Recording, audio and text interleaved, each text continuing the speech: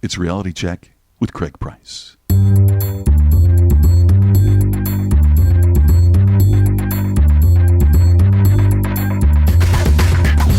I'm an idiot. 4 minutes in and I'm already wrong. I'm like a monkey. Hello, look at me. Craig, shut up. Hey, I need you guys to do these things. I'm Craig Price, professional bastard. Nice to meet you. It's Reality Check with Craig Price. This week, security expert Robert Siciliano comes on to talk identity theft and cybersecurity.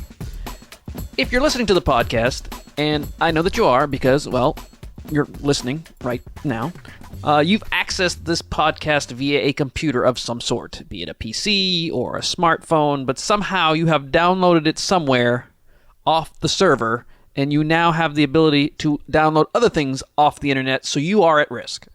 The more access we have, the more problems we'll encounter, and with people having so many ways to connect and storing information on so many places and having multiple devices between their iPads, their cell phones, their PCs, their laptops, identity theft is a real concern. You know, the internet can be a scary place, but thankfully Robert has agreed to talk about this as well as securing your PCs and cell phones on today's podcast. But speaking of the internet, here comes the plugs. Please feel free to share the podcast or go to iTunes and leave a review. You can also find the Reality Check with Craig Price podcast page on Facebook, and if you like it, doing so gives you access to the podcast right in your own timeline, your feed, or whatever they're calling it this week. It'll just show up every Tuesday at 7 a.m. Central, and you can listen to it right there. And finally, as we barrel towards the end of the year, I am always looking for more great guests, particularly ones that you want to hear from. So if you know someone you think would be a good for the show, email me at craig@speakercraigprice.com, and I will do my darndest to try to get them on. So now sit back, run a virus scan, and listen to Robert Siciliano.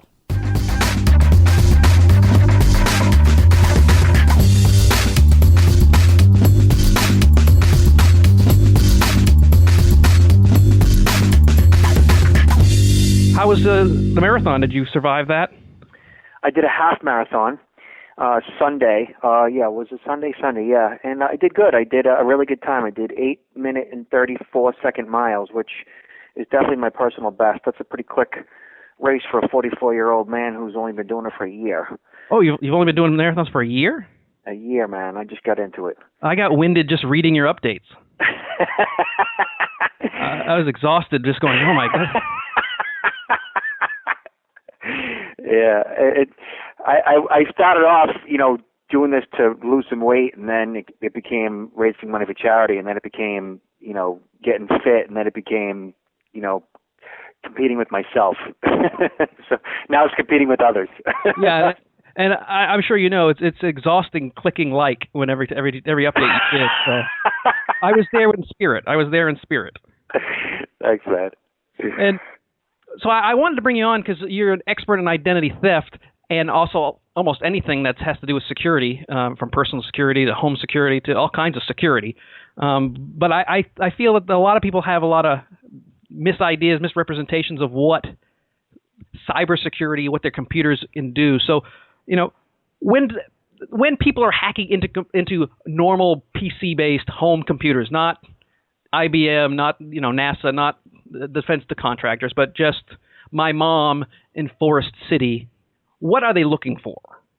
They're looking for personal information. They're looking for data that can be used to either open up a new account, like get a new credit card account, get a new bank account, anything that can be used to get a line of credit, like a mobile phone, anything like that, which they can immediately turn that data into cash, whether it's through products and services or actual cash. They will get a new credit card and actually, get a cash advance in that credit card. That's new account fraud. So they're getting your social security number in general for that. That allows them to access your credit report, which essentially allows them to get credit under your name and then, a credit card. That is one thing they're looking for. And then there is account takeover. Account takeover, they're looking for usernames and passwords. They're looking for account numbers. They're looking for anything they can use to get access to existing accounts. They can take over those accounts. Even your credit card number that you have in your wallet may be stored on your computer. And if they get access to that credit card number on your PC, they can go ahead and make purchases online. They can, charges via the internet, via e-commerce. Well, how amount of data do they really need? Because I mean, when I try to get a credit card, I feel like they take blood. I got to pee in a cup. I've got to, I've got to give them the next born kin. There's a long list of stuff I've got to get to get a card. So, what is the minimum amount of stuff that they need to pull off? So, what they fundamentally need is a social security number, a name, an address. And they may ask some other knowledge-based questions like what's your mother's maiden name, where you were born, stuff like that. Questions that they may get answers from via your credit report. So like what was the first address in which you had a loan at, a mortgage, let's say. And a lot of that information is available on your social media. It's available, via the web. It's available on your computer, just doing a simple search. So the data is out there, and a smart criminal hacker, knowing how to game the system, knows how to get the information. And so do they just kind of break in through your router? How are they accessing the information? Because it's not like, I know we're on the internet, but how do they pinpoint one person I'm in Houston, so how do they pinpoint 1 out of 4 million? Do they just kind of randomly look for open servers, routers? Good question. And there's a couple of ways that it happens. They may actually be looking for you. And then when they target you, the best way to get to you generally will be by sending you an email and actually connecting with you. So let's say you're single and they pose as an attractive female, and they connect with you on Facebook, and they say, hey, I've been following your posts, I've been reading your book, and I like what you have to say. This is great. And then they begin to communicate with you. They begin to talk to you. They begin to socialize with you. They begin to socially engineer you, which is essentially to scam you. And over time, as they build this relationship with you, you open up to that person. Next thing you know, you're exchanging in photos and videos and communicating with them in a number of different ways. And before you know it, they send you some type of a link that you click on. You click on that link, and it basically downloads a virus onto your machine. That virus on your machine allows them backdoor access to your computer while you're sleeping at night. That's one way to do it. That's essentially spear phishing. They're sending that's the rifle approach. Yeah, whereas I was going to say that seems kind of involved because I don't most people want to steal stuff so that you don't even know they have it, so they can kind of take all your money and run? Well, the criminal hackers have this kind of time. That's what they do. They might be playing, 40, 50 people at the same time throughout the week. That's their job. Like any person in sales knows that the more sales calls you make, just a matter of time until somebody answers the phone and says yes. It's the same thing with scammers sending off phishing emails and targeting people directly. It's just a matter of time until somebody opens up to them and clicks that link in the email, and now they have full control of your PC. And when it comes to love and loneliness and emotions, that's one very effective way to get to somebody. Also, compassion. I see most of the spams that I get that ask for money are pretty standard. It seems like they just change the person's name or they change their fake address, and they're always in some kind of horrible situation. And they work. Like someone's died and they need to put money here, and then can you help me out? And so I guess they're really just trying to get emotionally through the barriers that you have. Exactly. And the spam emails that you're speaking to, we call those phishing emails, phishing with a PH. They're throwing out their line and they're seeing who they can hook. And the ones you're talking about are more so for the masses. That right there is the actual shotgun approach. They're just sending it out to millions of people at the same time, and they're hoping to get someone. And they may actually address you and your name specifically in that email, but they don't really know who you are or even have any connection with your name. They're just maybe pulling your name from the actual email address, because your name might actually be part of the email address, your name at gmail.com, let's say. And they have, programs that will do that and parse out that data. And so it looks that much more personalized to you. And so when they do it like that, they're just kind of hoping that you will click on that link and download something and infect your PC. And the other approach you were talking, you said it was more rifling, so actually targeting you. Are there things that we do online that people go, hey, wait a second, this might be a good guy to take out or take advantage of? Yeah, well, what you post on the internet makes people develop an opinion of you. They develop a schematic of how to work you. They see that you're a 30, 40 something year old single and looking for love. You might post all these things like I need a girlfriend or whatever, or you might be on Match.com or eHarmony or whatever, and on those sites there are scammers. They're looking for single men, single women, and they're looking for someone who is putting themselves out there and making themselves vulnerable in that way, and they prey upon that vulnerability. And that's just one way to go about it. That's just one tactic. Focusing on people's emotions. In other scenarios, you could actually be the IT administrator for a major corporation responsible for the security of that company, and you receive an email that looks like it's coming from a fellow employee, and you're supposed to click on this link to log into a particular platform in order to update the servers for your network. And that employee isn't actually an employee. He's, a scammer from Romania who's targeted you specifically because he sees that you're in charge of IT security because it's listed on the corporate website. And that again is a spearfish. They're targeting people maybe in a position of authority or in a position of importance of some shape or form, and that's ultimately how these viruses get on our PCs.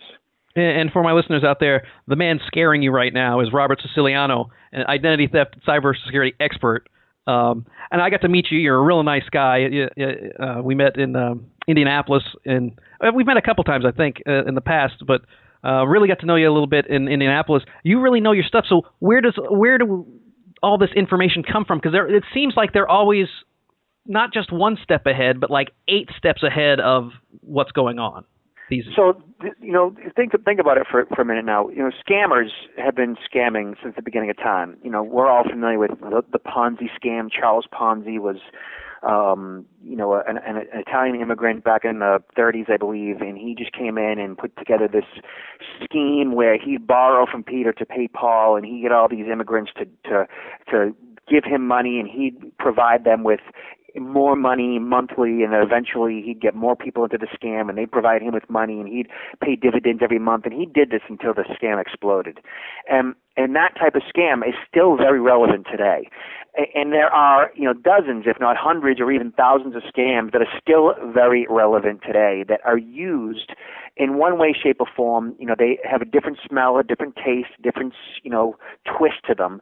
And they keep using these scams that work. And with the internet and the anonymity of the internet and the distance between people and the way that the scammers use to con, we know of a con man, to convince, to connive, to socially engineer, to lie to. They find very effective ways to use the internet in that way.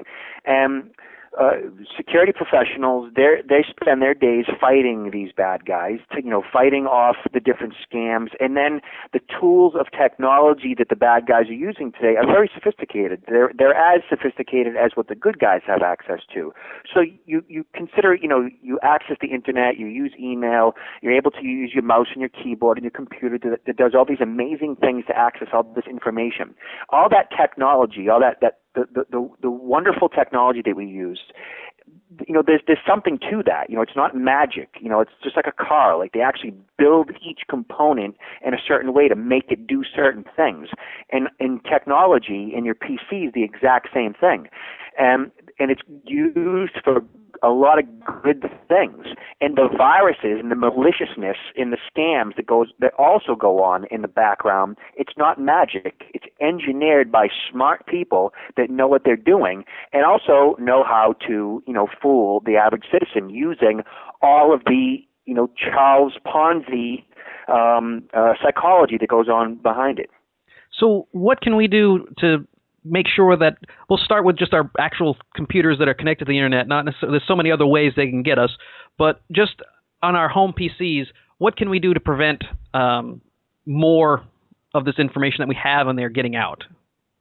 So first and foremost, it begins with you. Knowing that. Well, I knew you were going to say that. I'm so tired of accountability. Why does it always have to be me? Yeah, unfortunately, we have to take some level of personal responsibility for what happens in our lives, right? I am not going to do that.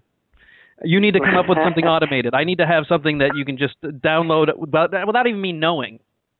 It would be helpful. So I was at a conference call with one of my major clients, McAfee, yesterday, and one of the experts that I was speaking with, and I'm going to be on a panel soon, said something that is so basic, it's so fundamental, and it makes so much sense. And I've used examples like it in the past. That you are you get a license to drive, but you have to learn to drive, right? But anybody can just sit in front of a computer and use it, okay? But once you get behind the wheel of that car, all the technology with the anti-lock brakes, the power steering, everything that goes on there, like all that technology, right? You don't know how it works. You just know it works. You have to put your seatbelt on, and you still have to know what you're doing behind the wheel. You can't just get behind the wheel and go. You have to exercise basic safety precautions. You see a red light, you stop. You see a stop sign, you stop. You see a ball rolling down a hill, there very well could be a child running behind it. You got to slow down, you got to stop. It's the same thing with the internet. You just can't, log in, everything's going to be something to worry about, because that's not, so you have, the technology behind the anti-lock brakes, you have to use the technology. It's the same thing with antivirus, anti-spyware, anti-phishing. You have to use these different technologies that are there to protect you, but you have to install it. I mean, you just can't hope for the best. You have this wireless connection to the internet. You have this router that you bought, that you plug in, that allows you to roam about your house with your iPad or your laptop. You still have to make sure that connection is secure. And you have to make sure that it requires a username and a password, some type of a network key to log on. So anybody, within 500 to 1,000 feet of your office just can't, jump onto your wireless network and then install spyware on your PC and begin to surf child porn from your wireless connection, making you the pedophile when the FBI knock down your door. So you got to take some personal responsibility. I certainly will, and I mean, don't get me started. Yeah, and just so you know, we are having some. I think maybe someone's hacking into the system right now, as we're getting a little degradation of the line, but yeah, because you were doing great, and I could hear a little there's some hacking going on as we speak. So obviously we have to install the stuff. How good is, and I actually had this question from someone, I pose questions out there, I tell people who my guests are going to be, and Seth Meyers in New Jersey actually brought up McAfee, and not in a detrimental way. He just went, how effective are they? And I mean, there's also this AVG, which everyone uses, which is kind of free. So how effective are these programs? So any security product is meant, to add layers of protection to your devices to make sure that at some level you're protected as long as it's updated and so forth. And there are a number of options out there. There's a couple of really big ones, McAfee being one of the large ones, and then there's like 6 or 7 of the smaller ones. And they all have their value, and they all at some level work, to protect you. And whether you choose paid or you choose free, choose something. The difference between paid and free generally is free at some level requires some form of manual intervention. It requires some manual security. You've got to do something manually to update something. You have to do manually to protect something. Whereas when you pay, it's generally automatic. And there's more security there. Like, for example, with a paid subscription, you're often getting antivirus, anti-spyware, anti-phishing, and a firewall. Whereas with a free, you're just getting antivirus. And you need all the additional layers like anti-spyware, anti-phishing, and a firewall, beyond just antivirus. It's not enough to just have AV. You should have a full-on protection. And then you want, automatic updates. Manual updates aren't good. When you have manual and security together, people often don't, do well with that. You want it to be automatic in the background so that you don't have to think about it, because you don't have to remember to click on something every so often to update something, because the day that you don't update is the day you get a virus. Well, now what happens when they do? Now that we've got the protection, and things still happen. I mean, I've had sometimes they'll just steal your credit card just because you used it somewhere. I had a couple years ago, I had my credit card number stolen at an AutoZone, and then someone manually used that took the number from the receipt from the AutoZone and then manually inputted it into the machine. And then next thing I know, I'm out a couple $100 all of a sudden in one shot. Yeah. What can we do? I mean, thankfully, I had a good bank. They realized it wasn't me, and they resolved it fairly quickly. It was amazing how quickly they fixed it. But if someone gets your Social Security number, and you know that now this identity theft is happening, what can you do at this point to restore your good name? You brought up a number of things there. So first and foremost, your credit card being used without your authorization has nothing to do with your PC, has nothing to do with antivirus. It's a complete separate thing. That's credit card fraud. Right.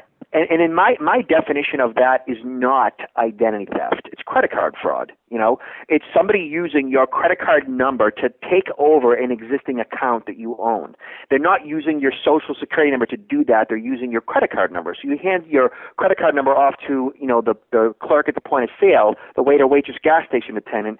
They can easily copy down that number and use it without your authorization. And you cannot do anything about that. You cannot protect yourself from credit card fraud. You just can't. Right. But what you can and should do, what I recommend that everybody does, is pay very close attention to your statements. You should be looking at your credit card statements every week online to make sure that all the charges are authorized by you. At a minimum, every month, looking at your statements and making sure that everything is all on the up and up, and refuting those unauthorized charges within a 60-day period of time, because the bank's not going to call you. In general, they will not call you to let you know there has been fraud on your card. They will only call you if their software picks up on it, but most of the time their software doesn't pick up on it. So in the end, personal responsibility again, it's up to you to pay attention to your statements to refute those charges. Like, that is a problem, because millions of dollars annually people pay for the identity thieves dinner because they're not paying attention to their statements. So you got to really pay close attention to your statements. Now, that's one thing. And then your Social Security number. So somebody gets your social. Where's your social? Your social is everywhere. We live in a database society, which means that your social is not in just, thousands of databases. It's in thousands of filing cabinets too. It's at your doctor's office. It's at your pediatrician's office when you're a kid, right? It's at your school. In some cases, it's at your church. Maybe your soccer coach might have it in his filing cabinet. Anytime you get 10% off at a shoe store because of instant credit, the clerk now has access to your social. So your social is everywhere. It's not something that you can keep private. It's already out there. It's available for sale on the internet on certain websites. That being said, the best way to protect yourself from new account fraud, somebody opening up a new account under your name, basically protecting your social in that way, is by getting a credit freeze. Have you heard of a credit freeze? I have not. I've heard of people who have had their accounts frozen, but it's not the same thing. Not the same thing, right. And the reason why you have not heard of a credit freeze is because the banks and the retailers don't want you to know what a credit freeze is, okay? A credit freeze locks down your credit report so that creditors can't actually find out what your credit scores are, okay? So a credit freeze, using your Social Security number, you contact the 3 major credit bureaus, Experian, TransUnion, Equifax, and you tell them, you say, hey, I want a credit freeze. And they say, all right, fill out this paperwork. You fill out this paperwork. You supply them with your social along with a check for $15 per credit bureau. That's $45. And once you send in all the necessary paperwork, it's a little bit of a task, but not that big of a deal. Your credit becomes frozen. And then you get documentation in the mail from them that basically says this is your username, this is your password, so that you can thaw or unfreeze or unlock your credit whenever you want, which means you can get credit, new credit, when you want. But overall, your credit will be frozen from that point on so that no creditor can go out there and try to get new credit accounts under your name. Your credit's frozen, and that's a good thing. I think credit should be frozen across the board so that nobody can just get credit under anybody's name at any given point in time. But that's not how it is. If credit was frozen, then it would completely eliminate instant credit, which is a problem because we live in a credit-driven society that feeds upon people spending money and buying things. Bush said, "Go buy a car." And that's how that's what our economy revolves around. So if credit was frozen, that would be a problem. But for identity theft purposes, to prevent it, a frozen credit is the best thing you could do to protect your identity from new account fraud. And the companies live off the interest. They want you. They know that people don't pay their credit cards completely every time they use them. Pay the balance down every time. So they even if it's something simple like you go to Best Buy and you want to buy a $15 extension cord, you want to put that on credit. It's because they want you in the system. But just so you understand, credit is different than a credit card. So a new account. So you can have ongoing revolving credit. Like you can have, your Home Depot card, you can have your Visa, MasterCard, American Express in your wallet, and it still be perfectly functional. But at the same time, you can get a credit freeze. All your credit cards still work, but your credit freeze prevents new accounts from being opened up under your name. New mobile phones, new credit cards, new lines of credit. Yeah, because they don't offer. See, that's the thing nowadays. They don't really offer Best Buy in-house credit. You can get a Best Buy Visa card. Right. They're really pushing that. It's almost like gift cards. They know that the people don't spend the entire amount, or they have to spend more than it'll be like $25, but you can't really get anything for $25. So you either end up spending $20 and never using the remainder, which they get to keep, or you have to spend $30, and it's just an incentive. It's like they ever got money and you spent more. But before we go because we're running out of time. There's so much you could actually talk on. There's so much things we could cover. One of the most the newest thing and seems to, I would think, starting to become the most prevalent is security with mobile phones. So your mobile phone is a computer, and there's no getting around that. If you have a feature phone, also known as a dumb phone, also known as a phone that probably doesn't even have a camera on it, the old style brick phones are feature phones, dumb phones, whereas your smartphone is a computer. Your iPhone, your BlackBerry, your Android operating system, Samsung's, HTC's, and so forth, they are computers. There's no getting around that. They don't just take pictures. They don't just take movies. They don't just, make phone calls. They access the internet. They store information. They have applications, software applications that allow you to bank online, to make purchases, to access your Gmail and your Yahoo and your Hotmail, and to do just about anything that your PC can do or your Mac or your iPad can do. Bad guys know this, and they are developing and have developed viruses specific to your mobile phone. So while there are millions and millions and millions of viruses that target PCs, which is your Windows-based operating systems, and thousands and thousands and thousands that target Macs, right? There are also thousands targeting your mobile phones as well, whether it's your BlackBerry or your iPhone or especially your Android. The Android phones are the most vulnerable right now because of the way that Google's Android operating system was built, and when Google basically allowed it to be open source, which means that anybody can see the source code, which again allows bad guys to manipulate the source code. Similar to what Microsoft did, they allowed everybody to see the source code, which allowed bad guys to create viruses revolving around that. Whereas Apple, your Macs and your iOS, your iPhone and your iPad kept it closed. They didn't allow this root source code to be seen by anybody, just enough for developers to create applications. So all that being said, you need antivirus for mobile phones, especially if it's an Android-based phone. And then beyond that, you want to have a software that if you were to lose your mobile phone, it locates it via GPS. It'll lock it if you don't already lock it, which you should, and it also wipe the data off the phone remotely. I have an iPhone, and it is locked after 1 minute of me not using it. But I generally just shut it down. I don't even allow it to go 1 minute. You should lock your phone. You'd be amazed at how many people don't lock their devices, including their iPads. If you lose that device, think about how much information somebody would have access to if they were to find your phone and what applications are already logged in to get to wherever.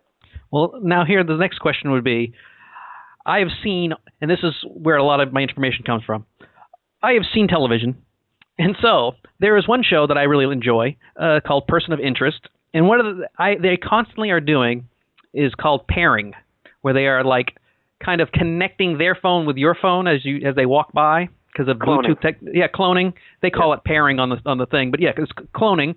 How prevalent is that? Are people directly hacking into the computer this way, or is that just a myth that they have on TV? It just sounds cool. Because I had one person asked, are people going to be able to hack into our phones and then access the actual phones to make their own calls at some point? So there are a number of ways to skin a cat. And with hacking, whether it's a mobile phone or a PC, certainly the best way to do it is having direct access to it. So if you have a mobile phone or you have a PC, you can just install something right on it. So physical access to the device is always preferred. Beyond that, wireless. So whether it's a Bluetooth connection or a Wi-Fi connection, if your device is broadcasting some type of a wireless signal, there are a number of ways to hack that device via that wireless connection, depending on what kind of wireless it is, whether it's NFC, which is near field communications, whether it's Bluetooth or it's your Wi-Fi, or even your carrier's connection, 3G, 4G. There are a number of ways to hack. Now, all that being said, it's not so easy to just hack a Bluetooth connection. It's not just so easy. It's really difficult, actually, to hack a 3G or a 4G connection. It's a lot easier to hack a wireless, Wi-Fi type connection, but it's never as easy as it is on TV. There are some very intelligent, very sophisticated, good guy hackers out there that will just scare the heck out of you based on what they can do. And the same thing with bad guys. And they may use this technology, for both good and both bad. And there are criminal enterprises out there that their sole, way of earning a living is to create the technology that you might see on television, and they sell that to government agencies, they sell that to major corporations, they sell that to good guys and bad guys in order for them to do what you see on TV. So it does exist in some way, shape, or form. The easier it may look, the more expensive that technology probably is. Well, you've definitely given me a lot to not sleep at night now. I'm going to have restless nights for the next 3 weeks, so I appreciate that. Robert, where can people find you? Because, we've just touched the tip of the iceberg. There's so much, and so damn much. It's just mind-boggling. Where can people find you? So I am online at idtheftsecurity.com. Again, idtheftsecurity.com. And see my friends over at McAfee.com as well. Oh, look at that little buzz marketing. Good for you. Yeah. And if they would like to sponsor the show, they can always email me at craig@speakercraigprice.com. But Robert, I really appreciate you taking time out of your extremely busy schedule to be with us. After this, I'm going to erase my laptop and burn it. And hopefully that should prevent someone from maybe another 15 minutes from them breaking into my life. Yeah, good luck with that. That's our show for this week. I want to thank Robert once again for coming on. I don't know about you, but he's scared me enough where I'm officially disconnecting from the internet and will only connect via internet cafes and kiosks like fugitives and Al-Qaeda operatives. Well, great. Maybe that's not the best thing to announce online. I'm probably on a watch list now, so hopefully I will see you next week. If not, it's because I'm at Gitmo.